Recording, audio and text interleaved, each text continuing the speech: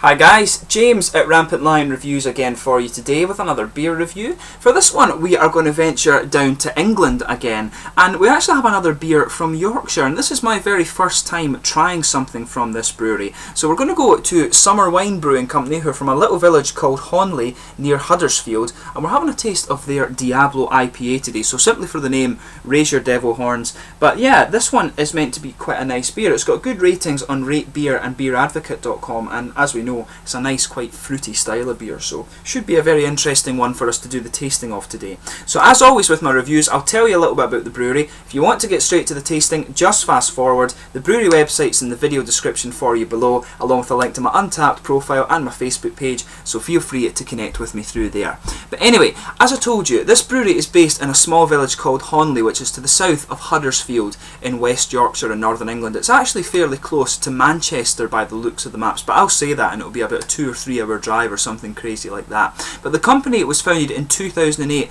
by James Farron, Andy Baker and Merrick Kirk, and it's grown quite steadily ever since, and they now have a head brewer, a full-time drayman and a managing director of the company, and they are planning to expand their employee base a little bit because they've been so successful. But they say that the aim of the company is to make people in Yorkshire think differently about what is accepted as the standard when it comes to beer, and they say that they're the triple espresso for the slumbering giant that is Yorkshire beer. And from what I gather, the sort of real ale culture, if you like, or the ale culture in Yorkshire is kind of quite traditionalist, but these small breweries that are popping up now are starting to make people think a little bit differently. So hopefully I can review a few more Yorkshire beers for you at some point soon. I'm moving away to Sweden quite soon, so I'm not sure how easily I'll find them, but hopefully I can in the fairly near future and see if that statement's correct. But just to list the other beers you can get from Summer Wine Brewing, you get the Resistance, which is a dark mild, the Zenith, which is a pale ale, Barista, which is an espresso stout, Teleporter, which is an English porter beer, Oregon, which is a West Coast pale ale, Rogue, which is a red hop pale ale, and Diablo, this guy here, which is the IPA, Cohort, which is a double black rye, Belgian rye pale ale, and you've also got Maelstrom, which is a double IPA. I'd like to try the Maelstrom actually, it sounded quite nice. But yeah, that's your kind of brief history, if you like, of the Summer Wine Brewing Company. I've got a feeling that they've changed their labels recently, so I think this is an older label of that's been on the Diablo Pale Ale beer, but I only bought this beer about 2 weeks ago or something, so it is, you know, you probably will find it in this label as well. This is August 2015, so maybe you will find it for a little while before they change to the new label. But this guy is a 6% IPA. It says it's got a hell of a lot of Citra and Chinook hops in it, a load of English pale malt, and super clean yeast, and one hellish good IPA. It just tells you that on the side there, but it's quite nicely presented. I'll just let you have a little look at the artwork before we open it up. But it says on the website that it should have a nice big tropical fruity note there. There you can see the Summer Wine Brewery symbol. It tells you on the side, Diablo is a wicked collaboration of incisive American hop varieties and fine English pale malt that give this IPA a devilishly bold character. Unashamedly bright and resinous, this IPA bites. Tropical and piney hops deliver a robust bitterness that rolls over your palate like a herd of thundering wildebeest. Hoppy as hell, yet sinfully Moorish. And it gives you a bit about the IBUs and the gravity on the side as well. So it's got 80 IBUs, so it should be quite a nice beer. Plain bottle cap on this one, so without further ado, let's get stuck into this guy.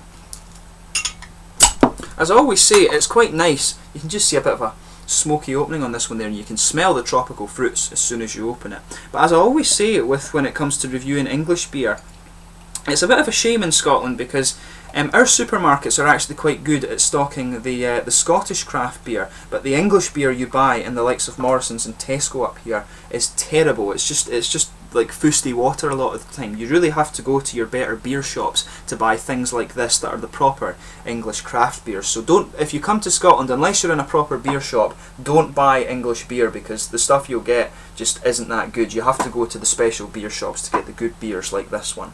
But anyway, as you can see, it's poured a really nice, quite bright yellow amber colour, this one. There's about a half or 2/3 of a finger of a frothy white head there, some big bubbles sticking towards the side of the glass, and just a teeny bit of sediment in the bottom of the bottle. You can see it's hazy. If I put my fingers behind it, you can't see through it at all, but some little bubbles just going up towards the bottom of the head too, so it looks very nice. So let's give this guy a smell and see how we get on.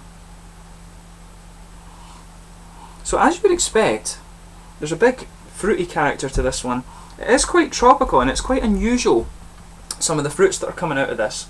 I've been practicing with my fruit juices, getting used to the different fruit aromas, so hopefully I can pick out a few different ones. But I think it is more forward on the tropical note. I can pick up just a little bit of a slight orangey citrus, but it's definitely more forward on the tropical note. So there's a little bit of grapefruit in there, but that's quite in the background. I think it's more passion fruit and mangoes, and there is an apricot aroma to this one as well. And if it's using citra hops, you do get a good apricot aroma from them. But there's a mango. It's definitely passion fruit and mango and apricot, I think, that's coming out of this one. There is a little bit of that unusual sort of papaya note that you can get too, and I think that's more from the Chinook that you'll get the papaya aromas. Usually with the citra hop, it's a quite passion fruit and apricot-y note that you'll get. So the mangoes and the papaya, I think, are definitely coming from the Chinook. You've got quite an interesting, you've got a good interesting character to this beer. It's a very unusual tropical note. It's a very interesting infusion of all of these different notes.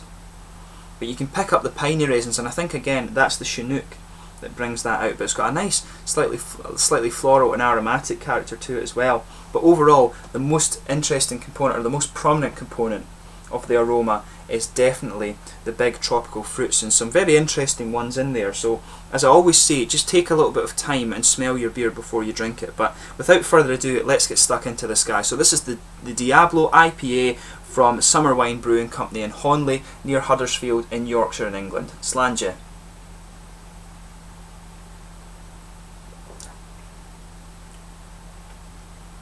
And that is quite nice, quite forward on its bitterness actually.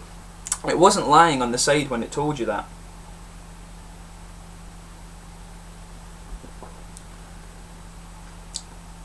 Yeah, the pine resin comes out a lot in this one. You'll notice that when you first taste it, but just let your mouth adjust a little bit before you start paying attention to the flavours properly. This one is quite a big bitter beer, so your mouth does need to adjust. Wash it around your mouth and just let every element of your mouth adjust before you pay attention to the flavours.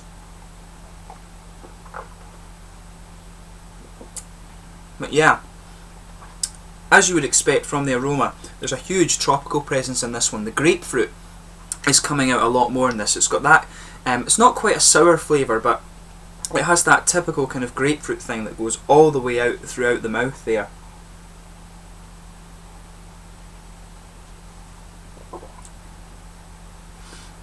So, in the middle of the palate, where you expect the malty characteristics of the beer, you just have this very light, typical bready flavour that you expect from the pale malt. And if it's English pale malt that's been used in this, you're getting exactly what you expect. The middle of your tongue is just blanketed immediately with that kind of slightly white bready character. But the more important component of the flavour with this one obviously is the hops. There's a lot going on with these hops.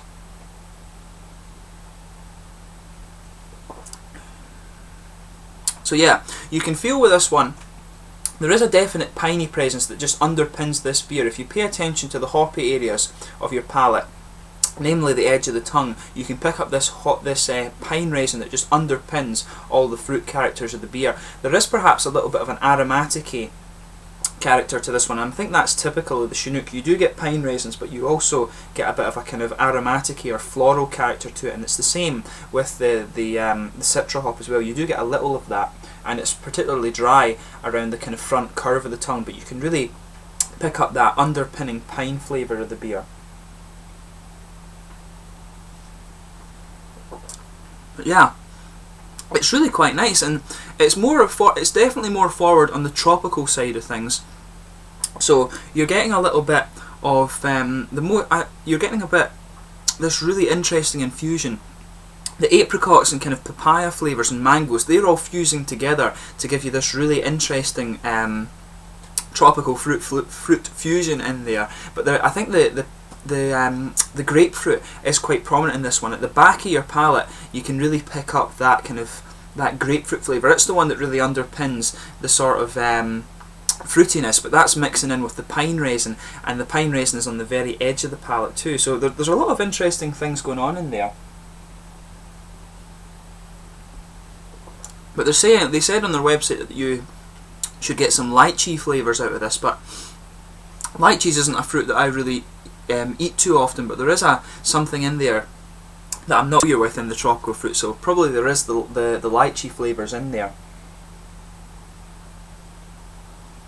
But yeah, I'm picking up, you'll feel a little oily bubble just behind the very front of your tongue, and I think there's a bit of orangey citrus coming out there. Not too prominent, but just a nice little juicy character to the beer.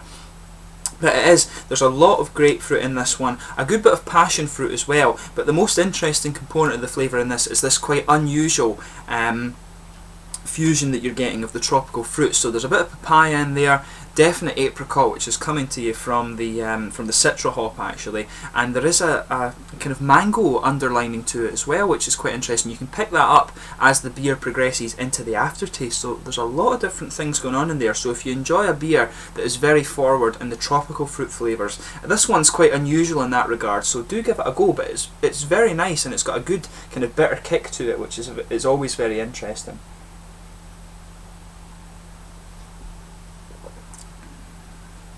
And actually, in terms of the mouthfeel, I would say that the juicy character from these fruits grows as you get through the beer.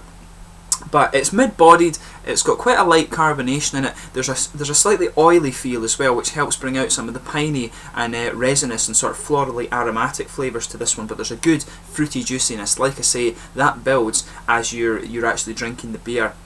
But there is a good lingering bitter character, and the fruitiness in there that's lingering, I think, is the sort of grapefruity flavours, the trademark grapefruit flavours mixing in with the sort of piney resins and a bit of that floral aromaticity. It's quite dry in the end of the mouthfeel, but overall it's a really quite nice beer, and I can see why it has such good ratings on RateBeer and BeerAdvocate.com. So if these guys are wanting to change the face of Yorkshire beer, then I think they're well on their way. I have to admit that. So yeah, this is another really nice beer that I found from England. As I say, in Scotland you have to go to your specialist beer shops to get the good English beer. The stuff you'll get in the supermarkets, it's pretty horrible. It just tastes like dirty water, to be honest. But some of this stuff that you get in the specialist beer shops is really quite nice. And if English beer is done well, it tends to be done very well. And these guys are no exception to that rule. So do give this beer a try. If you enjoy an IPA, for example, like Punk IPA from Brewdog, the Tempest Brave New World, you know, the sort of Beavertown Gamma Ray,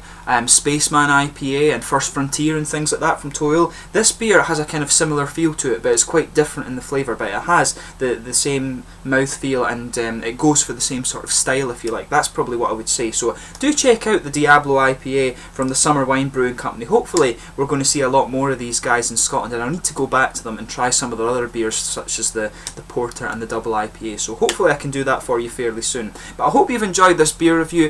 As always, let me know in the comments section below your own thoughts on this one if you do happen to have tried it before. I will return to Yorkshire and do some more beer reviews, but until then, please like, subscribe, share, all the usual YouTube stuff. Hope you've enjoyed this beer review. Please like my Facebook page and also add me as a friend on Untappd. Until my next review, slange you for now.